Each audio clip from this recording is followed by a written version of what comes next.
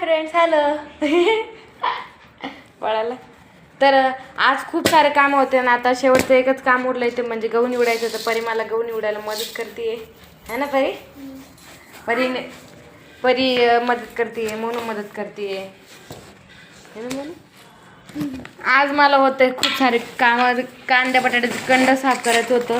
ते पण खूपच जास्त खराब झालं होतं. मग ते साफ केलं आणि आता मी गहू निवडते दे.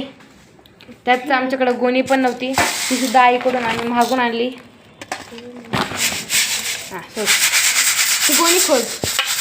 आता गहू वगैरे निवडून घेतो. आणि आम्ही गणपती बाप्पा बसवणार आहे. म्हणजे आम्ही फर्स्ट टाईम गणपती बाप्पा बसवतोय. तर आम्ही गणपती बाप्पा बसवणार आहे. तर त्याची आता एक्साइटेड मी इतकी वाढली ना की आम्ही आत्तापासूनच तयारीला लागलो आहे.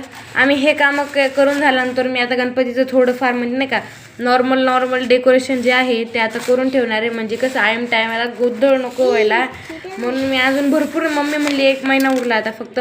पण मला म्हणजे इतकी एक्सायटेड ना की म्हणजे गणपती बाप्पा बसायची नाही का एकदम एक्सायटेड म्हणते. आणि ते पण फर्स्ट टाईम बसवणार आहे. तर अजूनच जास्त उत्सुकता वाटते. तर तयारी आत्तापासूनच आम्ही सुरू करतोय. सामान शोधणं चालू आहे. सामान शोधलं गेला आता. आणि डेकोरेशन पण असं म्हणजे विचार करून घेतलेलं आहे की कसं बनवायचं आहे. तर मी तुम्हाला जसं डेकोरेशन करू तसं तुम्हाला चॅनलवर व्हिडिओ येत जातील. आता सध्या तर काही डेकोरेशनचा व्हिडिओ येणार नाही. आता बघू काय होतं पुढं.